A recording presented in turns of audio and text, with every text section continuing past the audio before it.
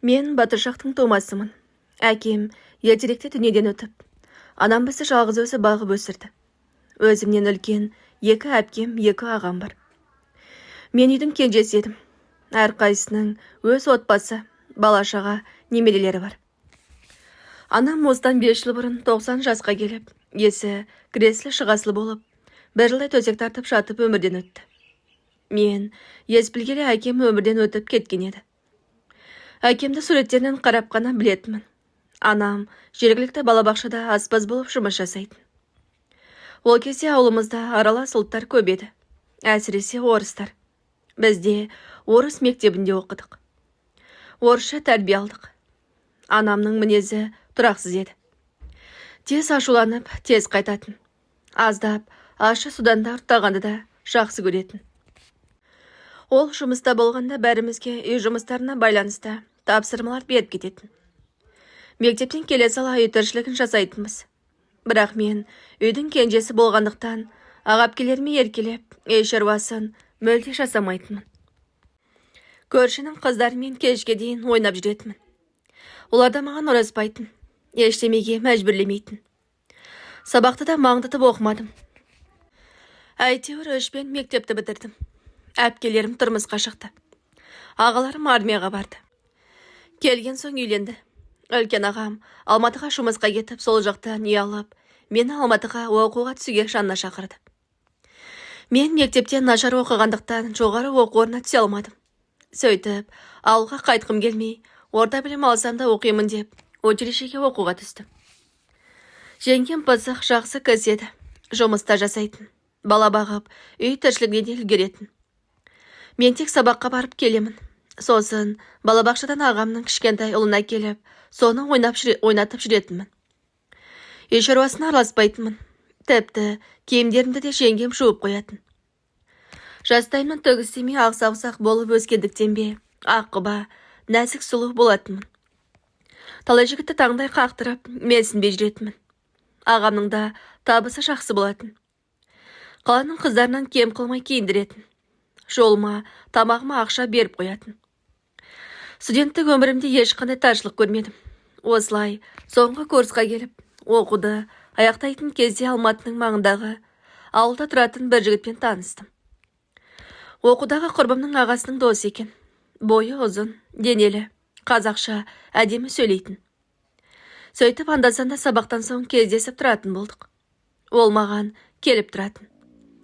Оқуды бітіріп диплом алған соң бір күні құрбым ауылына қонаққа шақырды.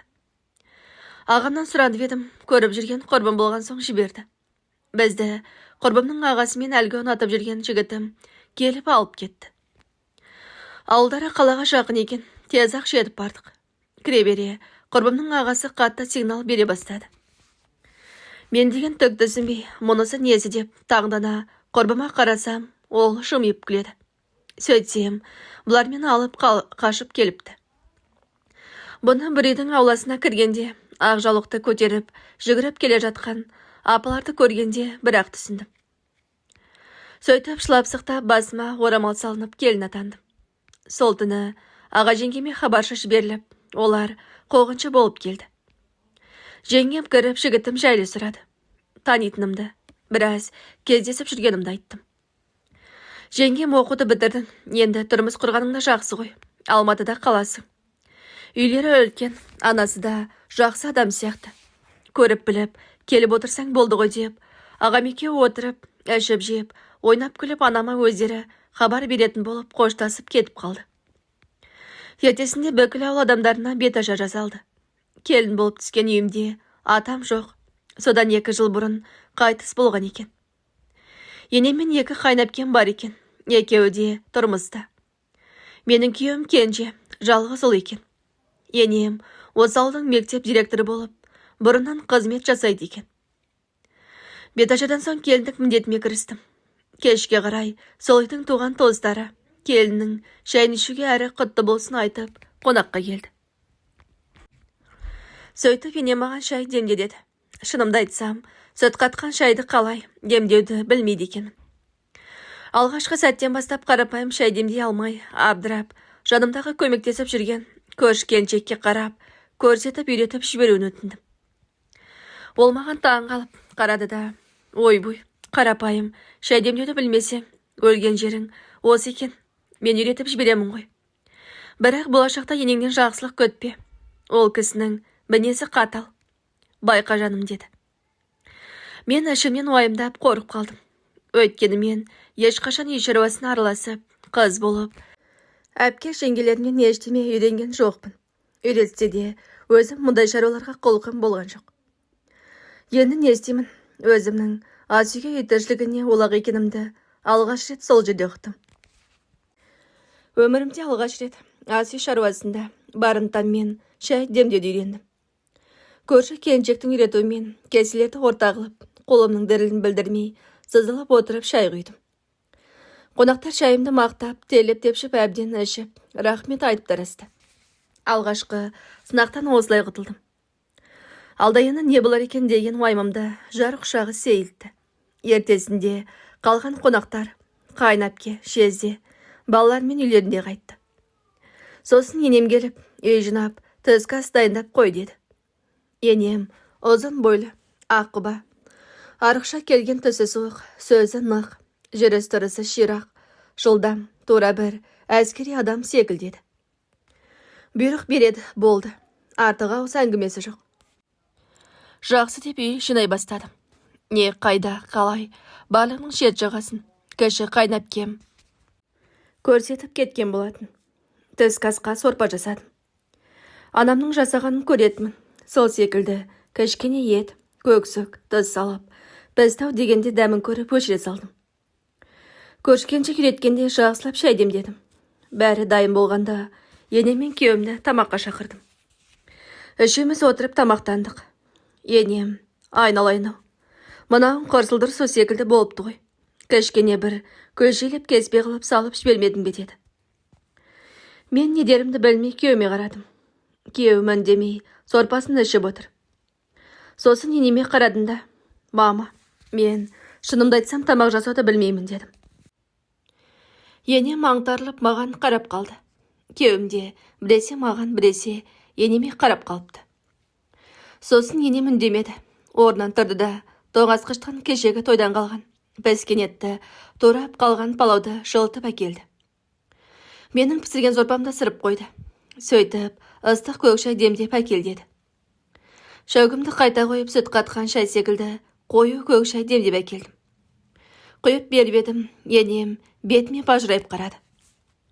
Сөйтіп орнынан тұрды да мені ас үйге ертіп апарды. Сөреден басқа чайник алып, көк шайды осыған демдейсің деп, азғана шай салып қайнаған су құйып көрсетті. Содан кейін отырып, шай тамағымызды іштік. Барлығын жинастырып бөлмеме келген соң, күйеуім маған күлді. Шынымен тамақ жасай алмайсың ба? Тіпті шайды демдей алмайды екенсің ғой. Саған ешкім үйретпеді ме? Анаң, жеңгең, әпкелеріңше, дейді. Мен қатты қысылып қалдым. Өзім үйренген жоқпын деп шынымды айттым. Күйеуім үндемеді. Сонымен енем мен күйеуім таңертең ерте жұмысқа кетеді. Мен үйде үй шаруасымен қаламын. Үй жинауын жинап, сыпырып қоям. Бірақ тамақ жасау мен үшін қиын еді. Әлгі көрші келіншекке барам. Ол келіп көрсетіп үйретіп кетеді. Кейде келе алмай қалады. Бұндай кезде бар білгенімді жасаймын. Енем мен күйеуіме бірде ұнайды, бірде ұнамайды. Тамағым дәмсіз болып қалған кезде енем барлығын тәптіштеп айтып түсіндіреді. Ол кісінің маған ас үй шаруасын үйретуге уақыты да бола бермейтін. Мектепте жұмысы көп еді. Одан қалса ауданға барады. Бітпейтін жиналыс, тексеріс дейді ме, әйтеуір жұмысы көп еді. Күйеуім де кеш келеді. Ауданда жұмыс жасайтын. Одан қалса 2 сиыры бар. Таңертең енем сауып кетеді. Кешке көрші келіншек сауып күнде 1 литр сүт алып кететін. Бір күні күйеуім сиыр сауып үйренбейсің бе? Қашанғы анам сауа береді. Әлде үйренгің келмейді ме деді. Мен тағы да не дерімді білмей, олай болса үйретсеңші дедім. Сөйтіп сол күні кешке сиыр өрістен келген соң күйеуім сиыр сауды үйретті. Күйеуімнің қолы епті, сарылдатып тұрып сауып жатыр. Сөйтсем, мен жоқта енемнің қолы тимеген кезде өзі сауып алады екен. Содан 2-3 күнде сиыр сауды да үйрендім. Таңертеңде кешке де өзім сауатын болдым. Үйренгеніме қуанып қалдым. Енем ештеме демеді. Көрші келіншекпен құрбыдай болып кеттік. Пысық, тақылдап қалған келіншек еді. Сол құрбымнан нан илеп, қамыр шайды үйрендім. Ас үйдегі көп шаруаны сол көрші келіншек үйретті. Есесіне күнде сүт алатын. Келіп, шай ішіп осы ауылдың барлығын сырттай таныстырып, ауылда болып жатқан жаңалықтардың барлығынан хабардар етіп отыратын. Әйтеуір мені үйретіп те, өз тірлігін жасап та, шай ішіп, әңгіме соғып та бәріне үлгеретін. Мен оған қарап таңғалатынмын. Мен ертеден кешке дейін жүріп, үй шаруасын әрең бітіретін едім. Арада біраз уақыт өткен соң енем менің анамды, туған туысымды шақырып, есік алдына кішігірім етіп құдалық той жасаймыз деді. Сөйтіп тойға дайындала бастадық. Ауылдан анам, біраз туыстарымыз келетін болды. Есік алдына үлкен палатка құрып, әдемілеп безендіріп той жасадық. Мен ақ көйлек киіп қалыңдық болдым. Анамдар біраз адам болып келіпті. Күйеуімнің туыстары, әріптес достары келді. Қайнапкелерім енемнің жұмыстағы әріптестері келді. Алдымен келген кісілер үйге кіріп, бір-біріне беретінін, сыйлығы, мата-сата кигізетінін кигізіп, ырым-сырымының барлығын жасап, сыртқа шығып, стол басына жайғасты. Анам менің келген жеріме көңілі толып, қуанғаннан сол тойымда ішіндіктен көбірек ішіп қойып қызып қалды. Сөз сөйлегенде мені әбден мақтады. Сосын құдалар бейінде аяғы шалынып, құлап қала жаздады. Анамның мұнысына қысылып қалдым. Жасы да ұлғайып қалған. Сырт көзге өте ерсі көрінді. Мұнысы енемен күйеуіме ұнамай қалды. Көпшіліктің алдында білдірмеген сыңай танытқан мен ішім сезді. Сөйтіп, той біткен соң анамдар ағамдікіне қайтып кетті. Ертесінде ерте тұрып сиыр сауып, үйге кіре бергенде, ас үйдегі енемен үлкен қайнапкем көбелесіп сөйлесіп жатыр екен. Әңгімелерін еріксіз естіп қалдым. Кешегі той жайлы айтып жатқан сияқты. Үндемей есіктің артына тұра қалдым. Ар жағында штор ілулі, олар мені байқамай қалды. Сөйтсем, енеменің анам мен туыстарымды ұнатпай қалыпты. Осы Алматыдағы ағамен жеңгемнен басқалары жабайы, түк көрмеген алқаштар сияқты. Елден ұялдым дейді. Әрине, мынадай ана қызына қандай тәрбие берсін. Мына келінің де қолынан дым келмейді. Пысық емес. Үй шаруасына да олақ. Баяғы Фатиманың қызына бергенімде болай болмайтын беді. Ұлым да оңбайды. Осының әдемілігіне қызығып алды да, енді жүрсін сол. Алқаш қайын жұртынан ұялып деді. Бұнысын қайнапкемде қоштады. Енемнің мынадай сөздерін естіп, көмейіме ащы өксік тығылды. Үндемей аузымды басып үйден қайта шығып кеттім де, Малқора жаққа барып, өксіп жылап жібердім. Көңілім қатты құлазыды. Енемнің сөзіне ашулансам да, бір жағы оныкі де дұрыс сияқты. Анам мен туыстарымдікі жарамады. Ұят болды. Сол тойдан кейін барлығының маған деген көзқарастары өзгере бастады. Алдын тамағым дәмсіз болып, ұнамай қалса енем ұрыспай, ерінбей төсіндіріп үйрететін. Енді апарда итке бер дейтін болды. Қайнапкелерінде бұрынғыда емен жарқын сөйлеспейтін секілді. Күйеуімде томаға тұйық, көңілсіз жүретін болды. Мен үндемей іштен тынып, тірлігімді жасап жүре бердім.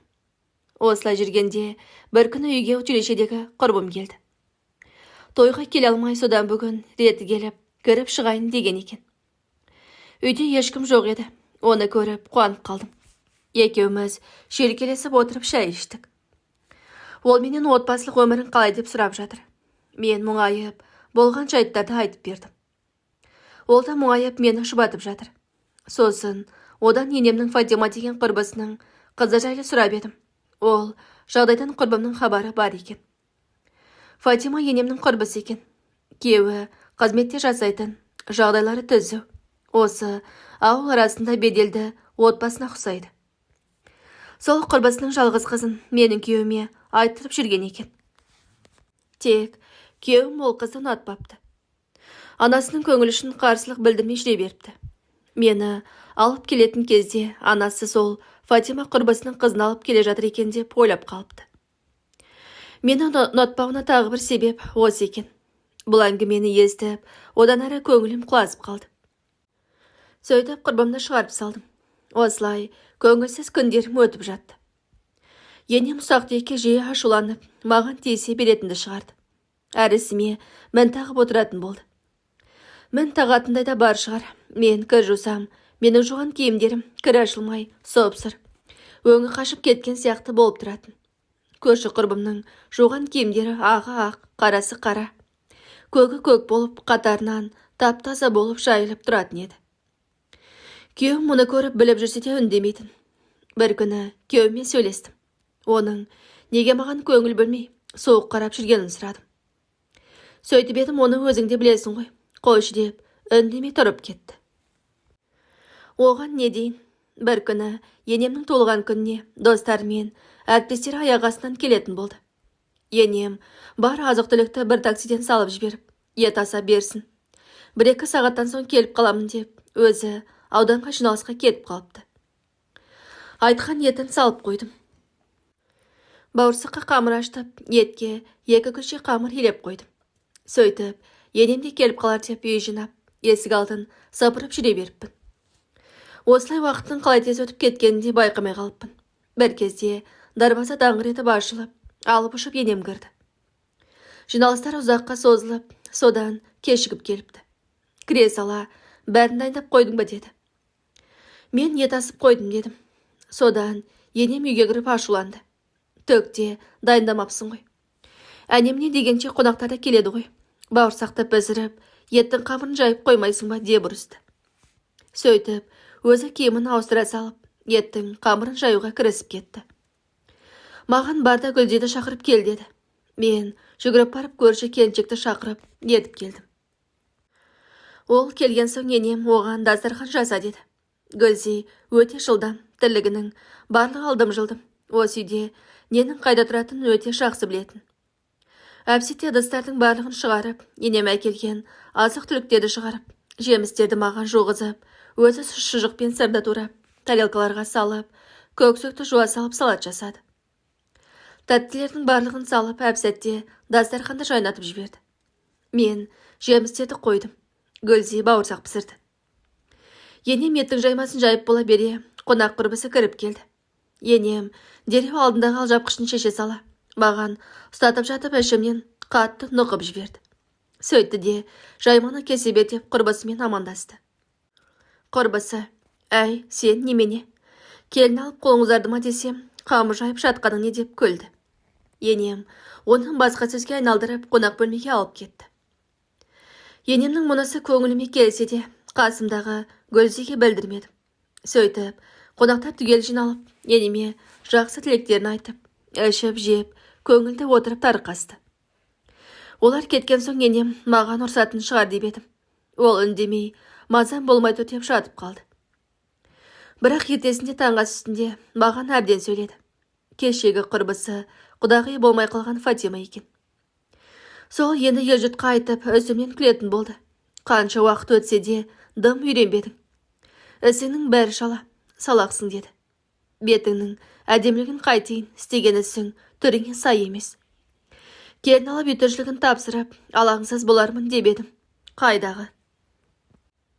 Сыртта жүрсем де аяқ астынан қонақ келіп қалса, дұрыстап көтіп, ала алмайсың деп әбден сөкті. Күйеуім болса үнсіз отыр.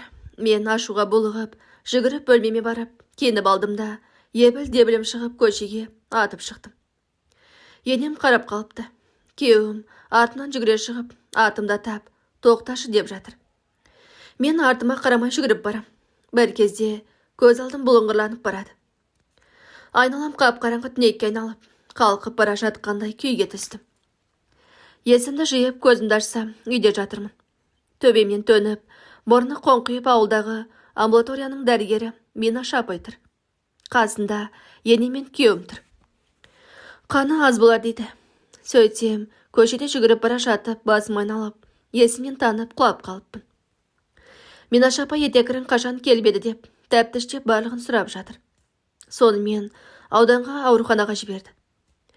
Анализ тапсырып дәрігерге кірсем, аяғым ауыр екен. Бұған күйеуім қатты қуанды. Үйге келіп енеме айттық. Енем таң қалғандай болды. жүзінен басқа ешқандай қуану секілді сезімді байқамадым. Осылайша күндерім бір қалыпты өтіп жатты. Сол күнгі жағдайдан кейін енем маған тиісіп сөйлеген жоқ. Аяғым ауыр болған соң ба үндемейтін. Бірақ қайта-қайта мазасы қашып, ауырып қалып жүрді. Қайнапкелерімді көп келгіштеп кетті. Аналарымен бірге сол бөлмесінен шықпайды. Бізге ештеме айтпайды. Бір күні енем өз орнын босатып, түбегейлі мектептен шығып кетті. Ауруы асқынып, тіпті төсек тартып жатып қалды. Бұнысын қатты уайымдай бастадық. Күйеуім ауруханаға жатқызамын, емдетемін десе де көнбейді. Сөйтсек, осыдан біраз бұрын жаман ауруға шалдыққан екен. Мұнысын қыздары ғана біледі екен. Ауруханаға қаралса, ауру соңғы кезеңде екен. Дерті жанына батса да ешкімге білдірмей жүре беріпті. Сөйтіп, ақыры болмаған соң жұмыстан шығып кетіпті. Бұны естігенде күйеуім қатты күйзеліске түсіп кетті. Мен межелі уақытым жетіп, ол босандым. Жатырым ашылмай, іштегі балада үлкен болып, кесірттілігімен алды баламды. Қатты қиналдым. Бір 7-ден соң ауруханадан шықтым. Үйге келсем, енем тіпті нашарлап жатыр екен. Қайнапкелерім жылап жүр. Арада 3 күн өткен соң енем қайтыс болды. Арулап соңғы сапарына шығарып салдық. Енемнің соңғы сәттерінде қайнапкелерім жанынан шықпай отырды. Өздері тозып, жуындырып қарады. Мен аяғым ауыр болғандықтан енеме көп кіре бермейтінмін. Соңғы рет көргенімде бұрынғы қатал, өзіне сенімді, реңді енемнен төкте қалмап еді. Жаным ашитын. Бірақ қолдан келер қайран жоқ. Шынымды айтсам, бір кездері мені қатты ұрысқанда ішімнен қатты налып едім. Бірақ өлім тілеген емес едім. Алла өзі кешірсін. Сөйтіп тірі жан тіршілігін жасайды дегендей ары қарай өмір сүрдік. Үлкенім 1 жастан асқанда екіншіме аяғым ауырлады. Оны да кесірттілігімен босандым. Осы кездері енем қайтыс болғаннан кейін күйеуімнің психикасы қатты өзгеріп кетті. Күйгелек, ашуланшақ болып кетті. Болмашы ұсақ түйекке ашуланып, бар ашуын менен алатын.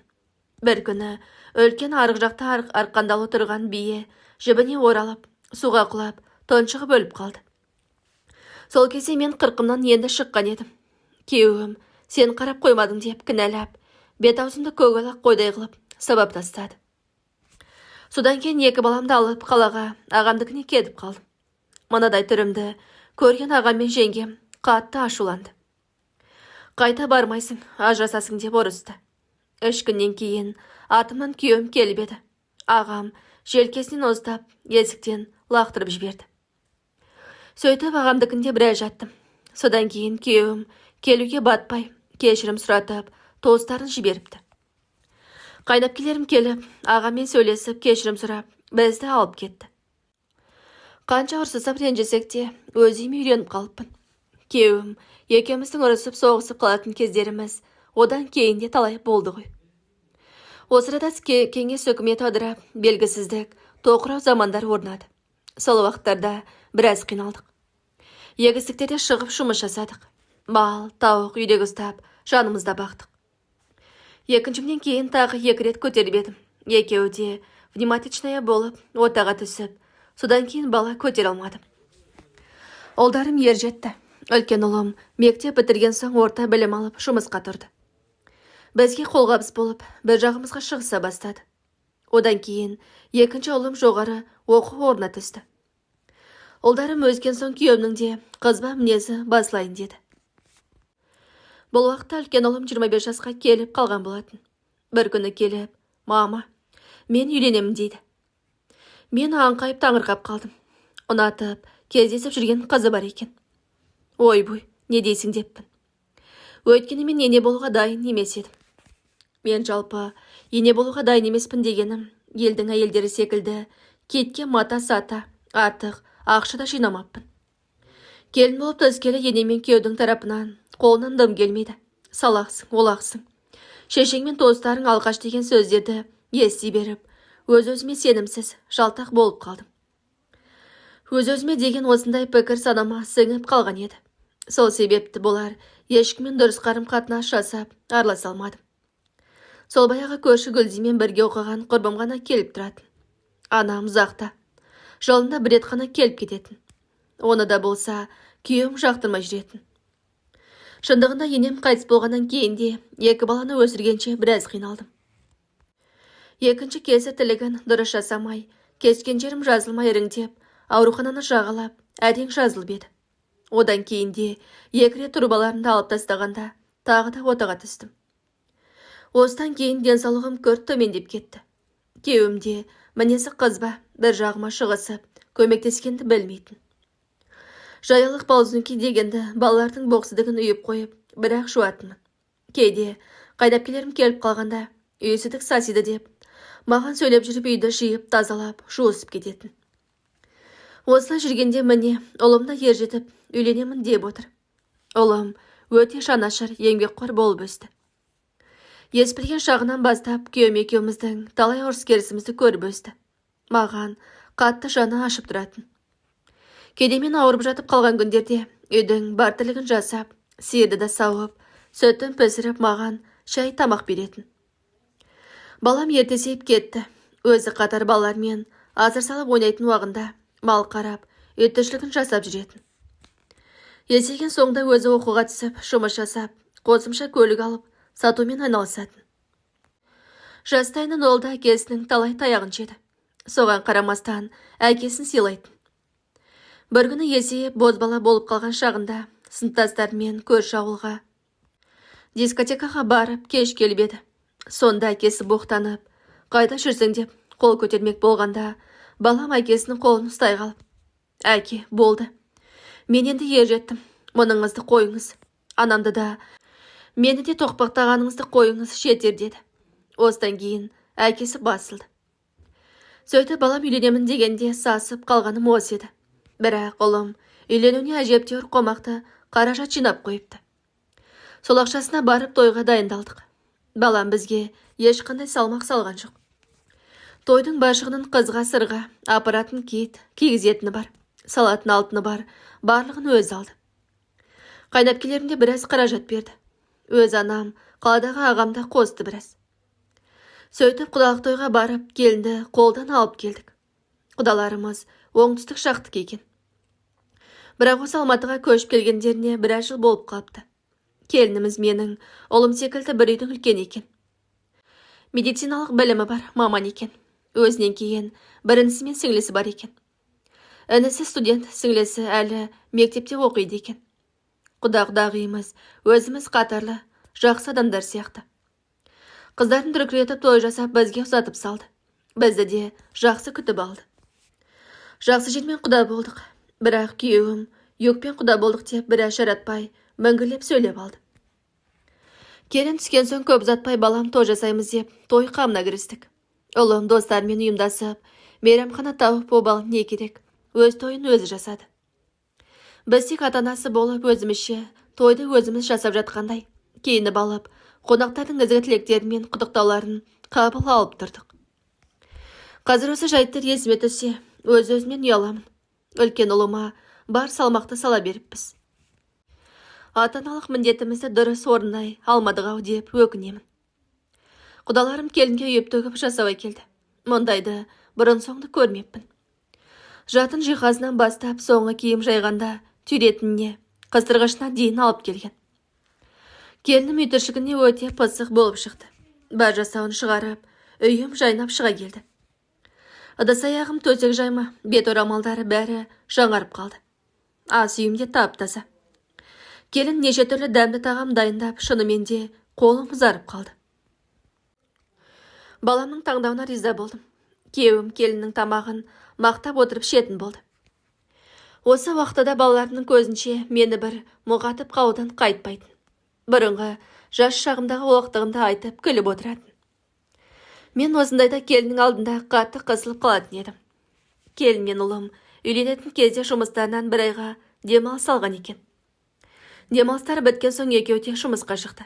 Таңертең қалаға бірге кетеді. Кешке бірге келеді. Ұлым келіншегін қатты жақсы көретін еді. Екеуі бір-бірін үнсіз түсінетін. Екеуіне қарап, өз өміріме ішім ашитын. Өмір бойы аюдай ақырған күйеумен алысып, жастық шағым өтті де кетті. Іштей баламды қызғанатын болдым. Бұл аналық қызғаныш бәрінде болатын шығар, білмеймін. Кейіннен білгіш Гүлзи көрші құрбымның сөзіне ере бастадым.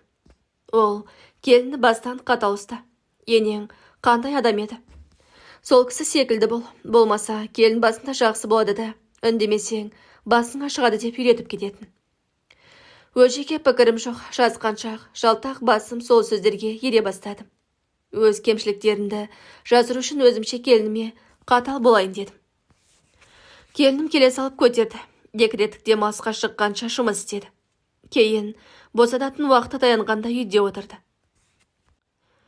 Сол кездері аяғы ауыр екен-ау деп аямадым. Қиналып, үй тіршілігін жасап жүрсе де көмектеспейтінмін. Баламен күйеуім жұмыста, кіші ұлым қалада. Үйде келін екеуміз ғана қалатынбыз. Көрші Гүлзи келеді. Келінге қою шәдемдетіп, Гүлзимен әңгіме соғып отырамыз. Одан жатып ұйықтайтынмын, сериал қараймын. Кешке күйеуім мен шалым келеді-ау деген уақытта Асиге келінге барып, үлгермей жатырсың ба? Әкел, нан кесіп жіберейін деп, өтірік дастархан жасасып жүретінмін. Болмаса келінім босанайын деп жүрсе де, бәріне үлгеретін. Қазір осы қылықтарым есіме түссе, өзегім өртенеді. Ол да мен сияқты болашақ ана ғой, немерелерімнің анасы. Сөйтіп уақытысы келіп, келініміз қыз босанды. Шалым немерелі болдық. Қызды болдық деп қатты қуанды. Үйдегі дәу семіз қойды сойып, құдаларды шақырды. Ұлым да қуанып, күнде таңертең жұмысқа барарда кіріп кетеді роддомға. Қайтада тағы соғады. Сөйтіп 4 күннен соң достары, құда жақтың туыс келіндері, әпкелері, өздері көпшіл болып, келінді шығарып әкелді. Ата-анасы бесікке келіпті. Балаға не керек, шомылдыратын тайзигіне дейін алып келіпті. Күндік шешесі болған туыс жеңгесі арабасын алып келіпті. Мұндайды да мен алғаш көру. Өзім үлкенімді босанғанда күйеуім мен қайнапкем шығарып алған болатын. Анам мен туыстарым енемнің жазадасында бір-ақ рет келген еді. Ұлымды қайнапкемнің баласының мәнежіне жатқызып едім. Сол кезде шалымда осылай қуанып қой сойып тойламапты. Бірақ ол кезде енем ауырып жатқан еді. Екінші баламда да солай болды. Үнсінсіз роддомнан шығарып әкелді. Тек аға жеңгем келді, болды. Сөйтіп аяқ асты бесік той жасап жібердік. Кейін келінім баланың кіндігі түскен соң өзі шомылдырып бесікке бөледі. Өзі сорпасын жасап, өзі қырқынан шығарды. Мен бесік тербетіп қойып отыратынмын. Өйткені баланы бесікке салуға ебім жоқ еді. Сонымен не керек, келініме еш жаным ашымады. Тырнағасынан кіріздеп, себепсіз тиісіп отыратын болдым. Келінім келін емес келісап болды, бірақ ешқашан ұлыма шағынданған емес. Ұлым мұнымнан еш хабар болмады. Қызын қатты жақсы көретін. Памперсі бар ма, басқасы бар ма, бәрін пачкасымен әкеліп беретін. Келінім не айтады, соның барлығын әкеліп қояды. Шалымда келінді тәуір көретін. Олардың мұнысын іштей қызғанатынмын. Жыным келетін. Сөйтіп олар жоқта барашунды жазықсыз келінен алатынмын. Обал не керек, ол үндемейтін. Үндемей, үйдің бар тірлігін жасап жүре беретін. Сөйтіп жүріп арада біраз уақыт өткен соң, екіншісіне аяғым ауырлап ол босандым. Бұғанда шалым мен балам қатты қуанып, тағы тойлатты. Әрине мен де қуандым. Немере деген тәтті екен ғой, шіркін. Бірақ келінге жасағандарым дұрыс болмапты. Алла өзі кешірсін. Мұны кейін кеш түсіндім. Амал жоқ. Осылай жүргенде екінші ұлым үйленетін болды. Бұл ұлым ерке болып өсті. Бетінен қақпадық. Бір күні келіп, мама, мен үйленуім керек, срочно дейді. Содан мен, қоя тұрсаңшы, біраз дайындалып алайық десем, оған уақыт жоқ. Кездесіп жүрген қызымның аяғы ауыр дейді. Ой-бой, онысы несі, үйленбей жатып аяғы ауыр несі деп аңқайып қалдым. Кіші ұлымның сөзінен кейін ұйқым қаша бастады. Енді не істейміз? Үлкен ұлым өз қамын өз ойлап қаражат жиып, бізге салмақ салмады. Ал кіші ұлым оқу бітіріп жұмыс істеп жүрсе де, жинаған ақшасы жоқ екен. Біздің де жағдайымыз белгілі, артық ауыз ақша да жоқ. Үлкенімнің өз шығындары бар. 2 баласы үйге алатын азық түлік дегендей. Шалымның табысы да мардымсыз. Сөйтіп уайымдап, мазам қашып жүрді. Кенжем қаладан келген сайын сұрайды. Мама, қайттыңыз? Әкем мен ағама айттыңыз ба? Қашан үйлендіресіздер? Қызымның күн сайын іші өсіп келеді ғой дейді. Өзім жүйкем шығарып жүргенде, сосын ұлым айттым. Аяғы ауыр болса, келесі айда алып қашпай келе сал. Ақыры асығыс екенсіңдер. Оған дейін ағаң мен әкеңе айтып дайындаламыз дедім. Сөйтіп, үйдегілерге кенжемнің үйленетінін айттым. Олар мұны естіп таң қалды. Сонымен не керек, келесі айда кенжем келіне келді. Қайнапкелерім осындағы туыстар болып түсіріп алдық. Келінім ұзақтан екен. Кіші жүздің қызы, ата-анасы басқа қалада тұрады. Өзі Алматыда жоғары оқу орнында 4-ші курсты тәмамдағалы жүрген студент екен. Мұнда әпкесінің үйінде тұрып жатыр екен. Содан сол әпкесіне хабаршы жібердік. Өзіміз қуғыншы күтуге дайындалып жатырмыз. Әлден уақытта хабаршылармен бірге қуғыншылар да келді. Әпкесімен жездесі және бір туысқан тәтесі келді. Тәтесі үлкендеу кісі екен. Кіргеннен қабағы қатулы, ұрыса сөйленіп кірді. Қызымызды неге алып қашасыздар? 2 жас көңіл қосып жүрген болса алдымыздан келіп өтпейсіздер ме? Ата-анасы осында туыстары бар. Бұл не сұмдық деп, ішке кіріп шымылдықта ақ жаулық салып отырған келінге де ұрса бастады. Сол кезде қайнапкем тәтесін сабырға шақырып жатса да қояды емес. Сосын мен бардым да, ол кісіні басқа бөлмеге сөйлесуге көндіріп алып кеттім. Екеуміз оңаша қалдық.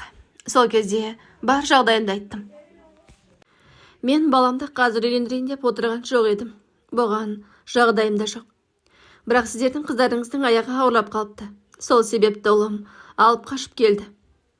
Қыздарыңызбен барлығын ақылдасып келісіп жасалып отырған жағдай. Жақын арада да той жасап бере алмаймын. Бірақ болашақ құдаларымды шақырып құдалық жасаймын деп едім, тәтесі үндемей қалды. Сөйтіп шыға салып келінге ұрысты. Санасыз екенсің. Сені атаның осылай тәрбиелеп беді. Олар анда сені оқып жүр деп барын саған салып, бүкіл жағдайыңды жасап отырған жоқ па? Масқара қылдың оларды деп ұрысты. Жанындағы бір келіп келген келіннің әпкесіне де сен не істеп жүрсің, сіңіліңе қарамай, үлкенсің ғой деп, біразға дейін ашуын баса алмай, ақырында ата-анасына не айтамыз деп уайымдап кетті. Кейін қайнапкелерім туыс апамыз тәтесін жұбатып, қонақ бөлмеге апарып отырғызды. Содан қуғыншыларды жақсылап көтіп шығарып салдық. Іштей өзіме риза болдым. Келіннің аяғы ауыр болып қалғаны маған да жақсы болды. Көп шығынан құтылып қалдық. Ертесінде беташар жасадық.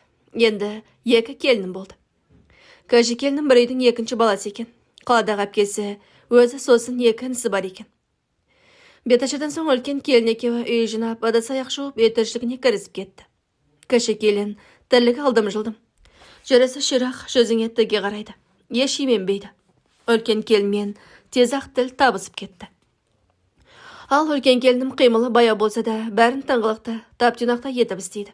Ешқашан бетіме тіке қарап сөйлеген емес. Мен араласпаған туыстармен жақсы қарым-қатынас құра білді. Көршілермен де араласып жүретін. Біреусі ауырып қалып көмек сұрап келсе жоқ демейтін. Барып, қарасып дәрі екіп, система салып беріп жүретін. Мұнысын бүкіл ауыл біліп сыйлайтын болды. Өз туыстармен де ұлым екеуі жақсы араласып жүрді. Бұларды той-томалағынан қалдырмай шақыратын. Бұлар да сыйлықтарын алып шақырған жерінен қалмай барып келетін. Қайнапкелерімде болса үлкен келінімді мақтап, тәуір көріп жақын тартып тұратын. Ал мені ешқашан бұлай жақын тартқан емес еді. Тіпті дұрыстап сөйлеспейтінде. Мен кейде баламды қызғанатынмын. Қайын жұртына жақын болып кетеді ме деп ойлайтынмын. Бірақ баламда қайын жұртын тәуір көретін. Келіннің ата-анасын мама-папа дегенде ішім күйіп жүретін. Кейде үлкен ұлымның бар назарын өзіме аудару үшін өтірік ауырып қалатынмын. Ол болса жаны қалмай айтқанымның барлығын іздеп, жанымнан шықпай қалатын еді. Қайын жұртына да көп жібермеуге тырысатынмын. Ал кіші ұлым болса өзін көбірек ойлайтын. Эгоист еді. Үлкенім сияқты маған жаны аши бермейтін. Бірақ келіншегі дегенде басқаша еді. Соның бар жағдайын жасайтын. Жеріксің ғой деп, аузына шыққанның барлығын алып беретін. Осы 2 келінді болып тұрып жаттық. Немерелерім өсіп, ұлдарым мен шалым жұмыста, мен келіндермен үйде. 2 келін бірге үй тіршілігін жасайды. Үлкенім кішісіне барын үйретіп, Екеуі тату болып жүрді. Кішісі оқуына барып келіп оқып жүрді. Сол кездерде мен екеуі бірігіп мені жамандайды ма екен? Екеуі тату болса, менің сөзім өтпей қалады ма деп ойлап, бірін жоқта бірін жамандайтынмын. Кіші келіннің алдында үлкенді болмашыға тырнақ астынан кіріздеп, жер жебіріне жетіп, абыройын түсіргім келіп ұрсатынмын. Өзімді керемет қатал ене қылып көрсеткім келетін. Кішісі де менен қорқып жүрсін деп ойлайтынмын. Мұндайда үлкенім сол баяғыдай үндемейтін. Көзі мөлтілдеп тіршілігін жасап жүре беретін. Ал кішісі көзі бақырайып маған қарап қалатын. Бір күні кіші келінге құдалық жасайтын болып, келіндер ұяқтап жиыстыра бастады. Сол кезде сөредегі менің анам берген қызыл оюы бар чайни сервисімді сөренің үстінен құлатып сындырып алыпты. Бұл менің анамның сыйлығы еді, мен үшін қымбат болатын. Қайсы сындырғанын білмеймін, мен дереу үлкен келінге ұрса жөнелдім. Қатты ашуланып қолымдағы чайникпен келіннің басынан нұқып жіберіп едім. Ол бұрыла қалған екен. Чайниктің сынған жері шекесінен сырып кетіпті. Қан сау ете қалды. Қанды көріп шошып кеттім. Кіші келін жүгіріп барып педикс йод алып келіп, үлкен келіннің шекесіне мақтамен жағып жатыр. Осылай әбігер болып жатқанымызда үлкен балам кіріп келді. Мұндай уақытта керек қоймайтын. Мен өзім сасып қалдым. Балам түк түсінбей, қолындағы пакетін лақтыра салып, келіншегінің қасына жүгіріп барды. Не болды деп сұрап жатыр. Бір кезде қан тоқтады. Кішкентай қан тамыры жарылып кетіпті. Мен не дерімді білмей отырмын. Сол жолы артықтау кеткенімді түсінем. Келінім үндемей тұрды да, болды, шыдамым бітті деп, көзі мөлтілдеп бөлмесіне жүгіре басып кіріп кетті. Бала маңтаң болып маған қарап, мама не болды деп сұрады. Мен сөредегі чайник сынып, соның сынығы шекесін сырып кетті деппін сасқанымнан. Сол кезде кіші келін тұрып, аға, абысынымның еш жазығы жоқ. Чайникті мен байқаусызда түсіріп алдым. Мамам сол үшін абысынға ұрысып, чайникпен басынан ұрамын деп, сынығымен шекесін сырып жіберді.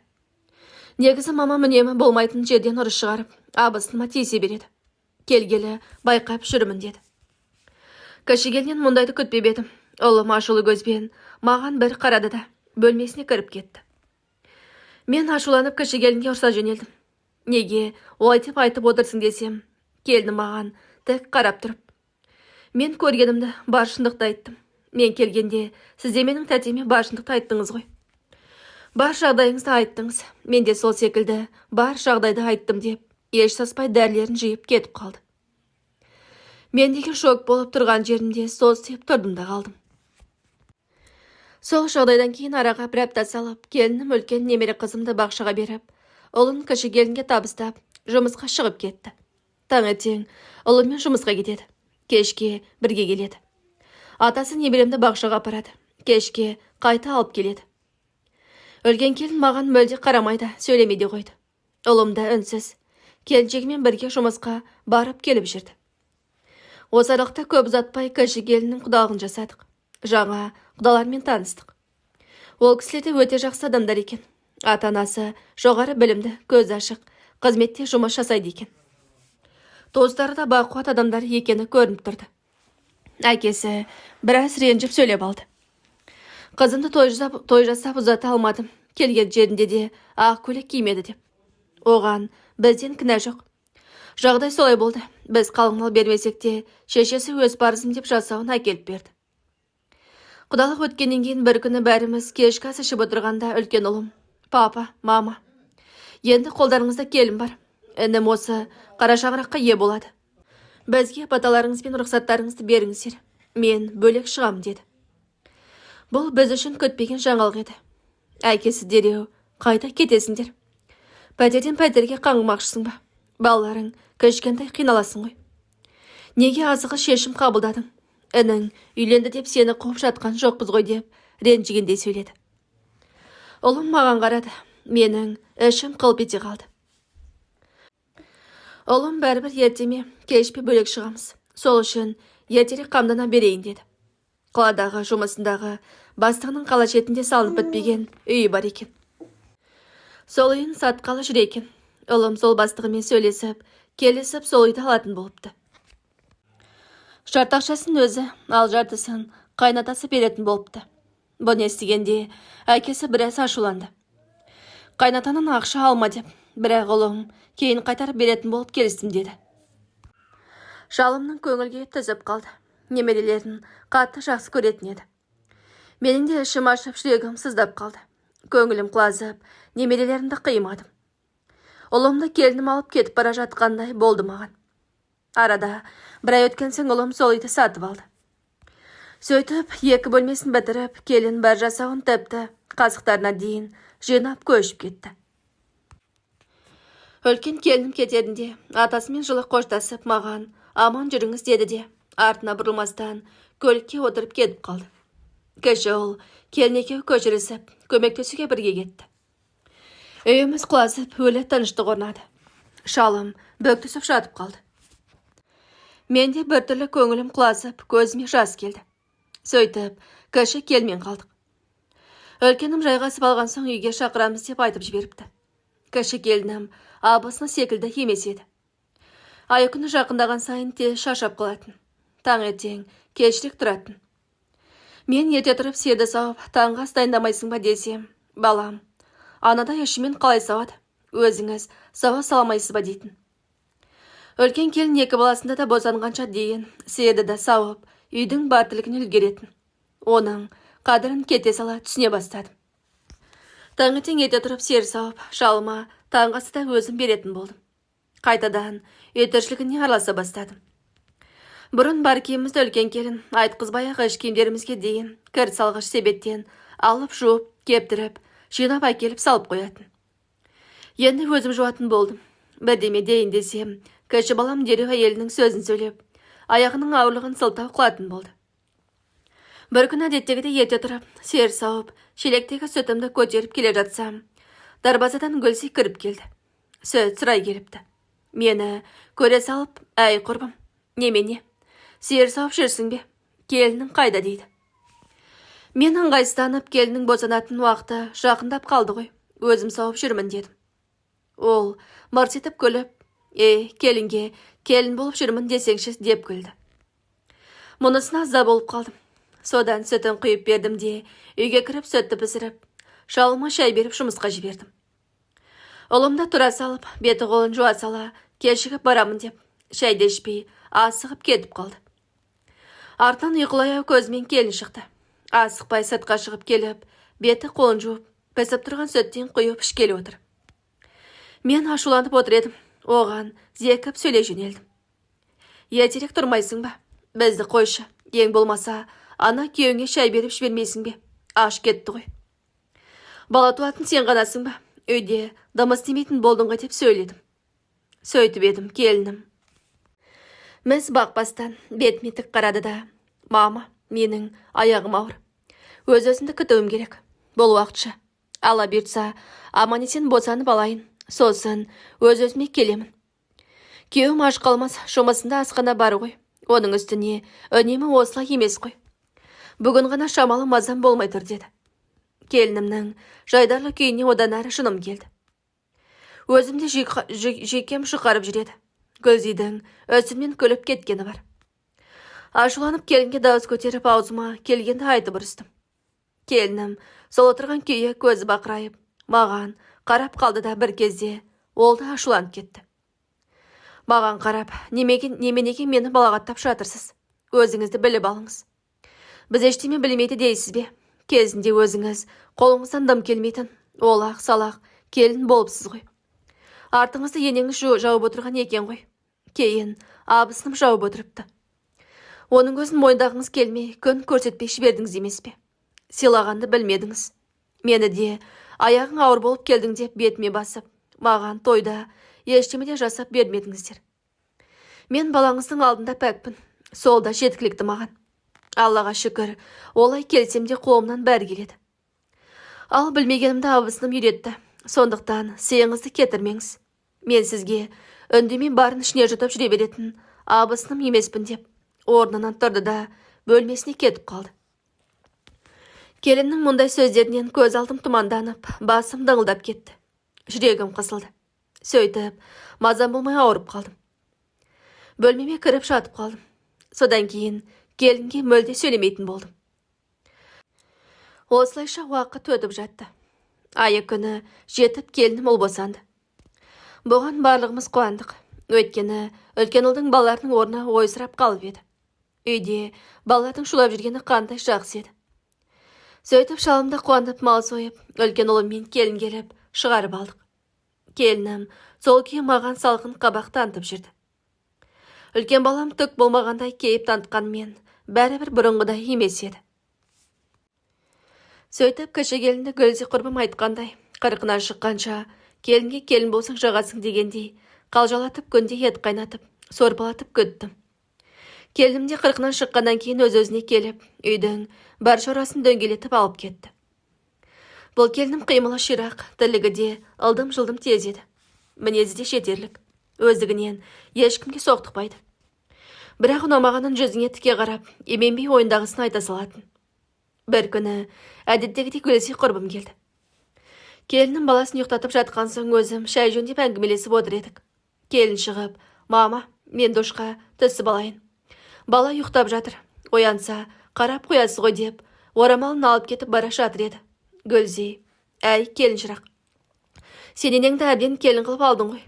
Ұялмай, жұмсап қойып отыратын болыпсың ғой деп, қажетсіз жерде мұрнын сұғып, әңгіме айтып еді.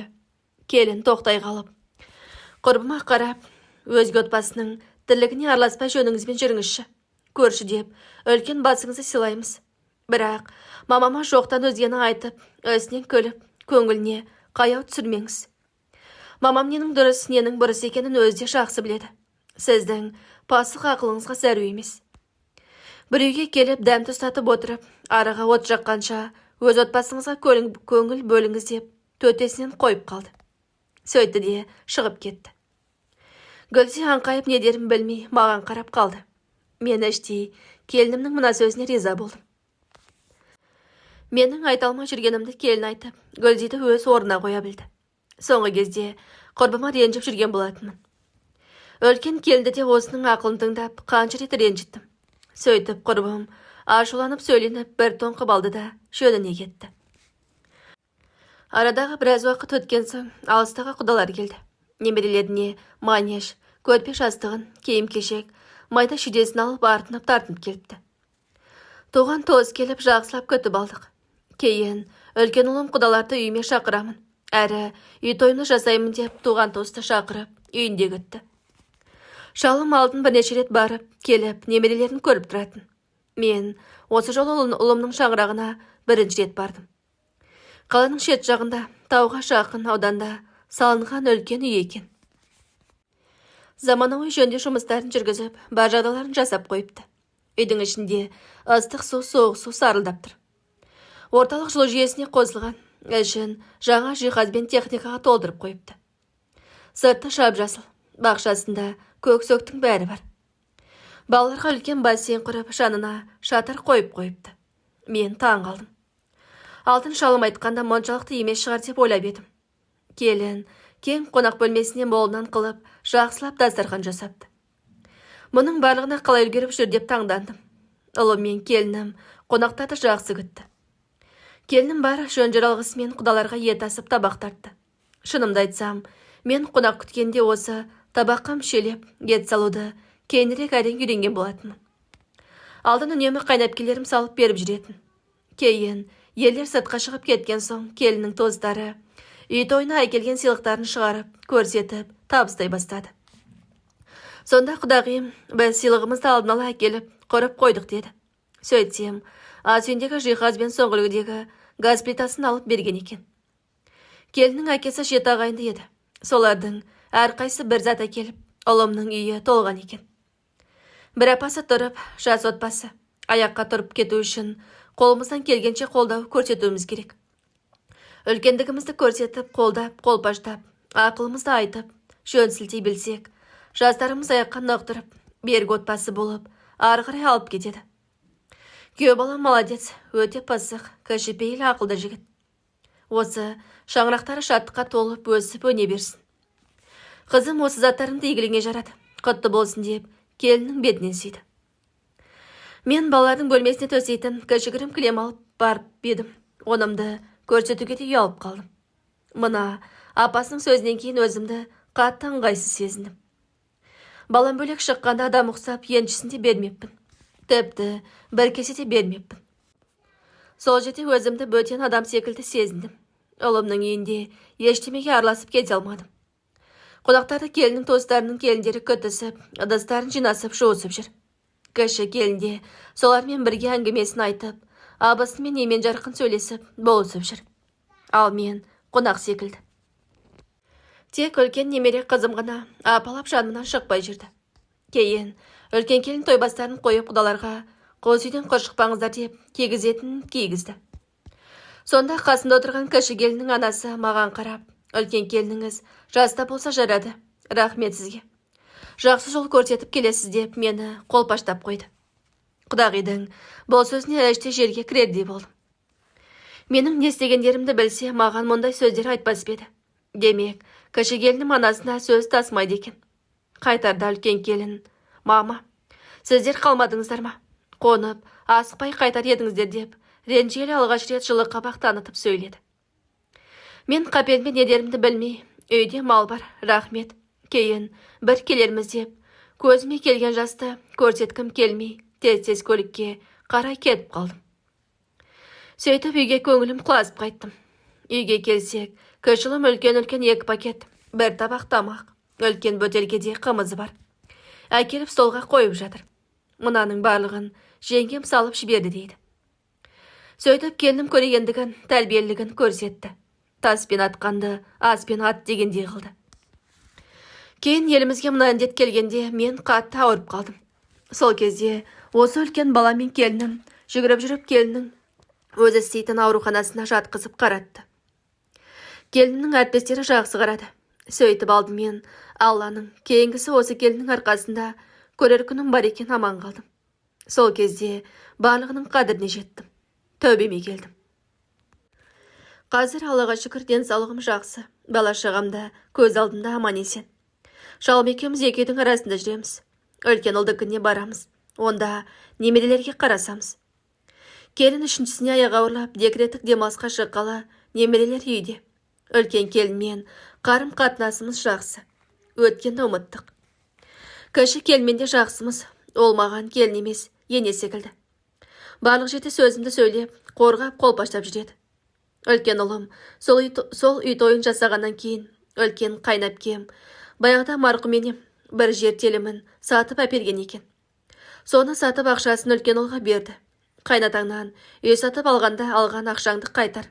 Біздің саған қосқанымыз болсын деді. Ол кісінің мұнысына шалым риза болды. Қазіргі таңда осылай тұрып жатқан жайымыз бар.